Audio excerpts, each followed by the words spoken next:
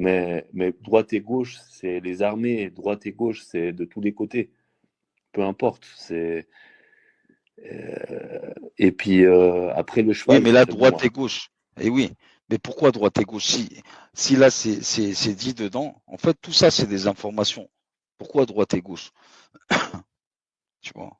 Parce que tout à l'heure, enfin, un peu plus loin dans le texte, il dit que le mal est venu de toutes parts. Donc j'ai l'impression que droite et gauche, c'est comme deux pôles en fait, nord, sud. Enfin, ça vient un peu de partout.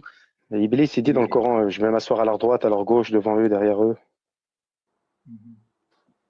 Ouais, c'est Ouais. aussi quand on finit la prière, on tourne la tête à droite vers les anges, comme quoi les anges le voient aussi, et à gauche aussi les.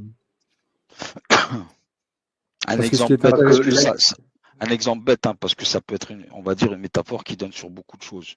Un exemple bête, le prophète sallam, il dit, tu vois, en fait, la meilleure sadaqa, c'est celle qu'on fait de la main droite sans que la main gauche ne la voie.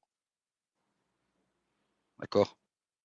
Ça veut dire la sincérité, la main droite, c'est la sincérité. La main gauche, c'est peut-être un peu de la futilité. Tu as vu, en fait, les mauvaises pensées, les pensées négatives et tout ça au moment où on va faire la sadaqa. C'est-à-dire faire la sadaqa de la main droite, c'est que l'intention, elle est sincère et l'action, elle est